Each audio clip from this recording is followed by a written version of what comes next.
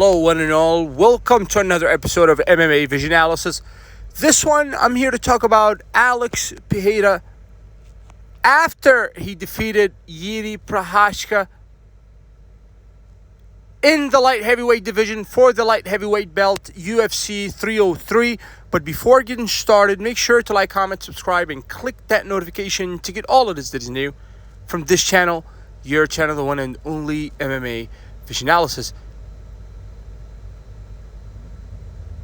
Many thought that the fight between Alex Pereira and Jiri Prochazka for the second time would be different from the first outing, at least from Jiri Prochazka's end.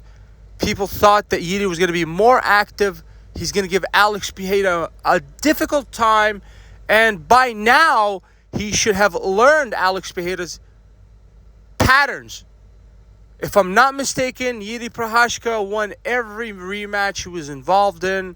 Obviously, that was the case up until the night of UFC 303 when he faced Alex Pereira, the current light heavyweight champion, for the second time. Time and time again, Alex Pereira has proven himself to be not only the best fighter in the middleweight or light heavyweight division, but the guy is cementing himself as one of the greatest fighters to have ever fought in any organization. And I think time is going to prove this statement more and more. Jiri Prochazka had no significant shots landed against Alex Pereira the night of UFC 303. A complete dominance from the current light heavyweight champion. And there was no energy wasted. On behalf of Alex Pereira's side, extremely calculated. Everything that Pereira threw landed.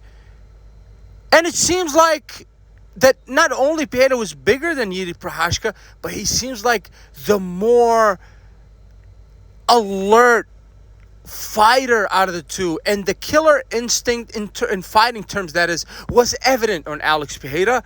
And Jiri Prochazka had no answers for Alex Pereira for as long as the fight lasted, all 5 minutes and 35 seconds of the fight.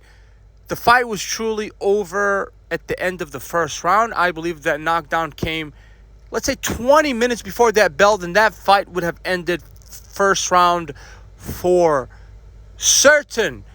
I believe it's the knockdown the first round that helped Jiri Prochazka look as bad as he did in the second round. When he came out in the second round, he was already dazed, did not have enough time to recover during that minute. He came out and he was greeted with a head kick from the champion, Alex Pereira. Sometimes these fights are stopped too early, but I believe that Herb Dean let this one go a bit too long.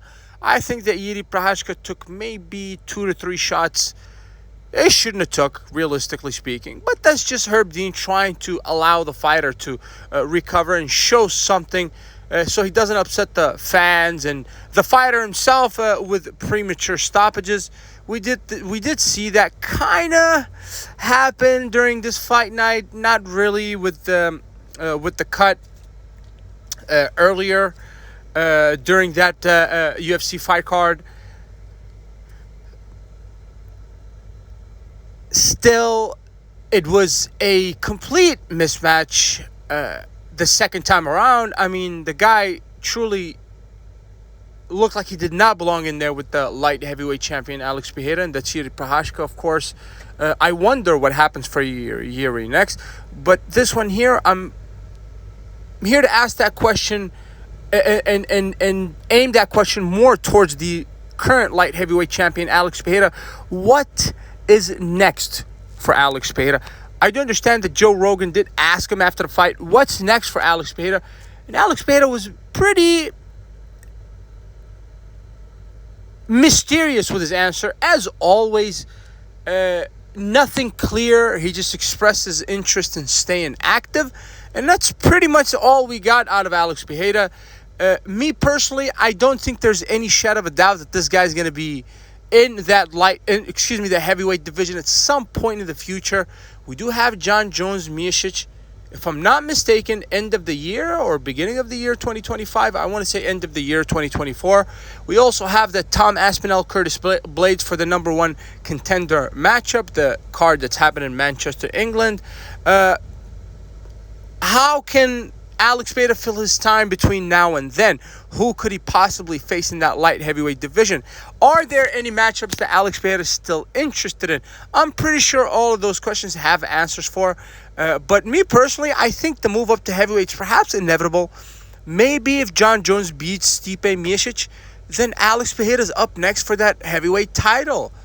John Jones versus Alex Pereira sounds like a fight for the ages. I do understand this is only speculation at this point, but I don't think it's too far from reality. If you made it this far, I appreciate you for sticking around. Please let me know what you think in the comments and like, subscribe for more.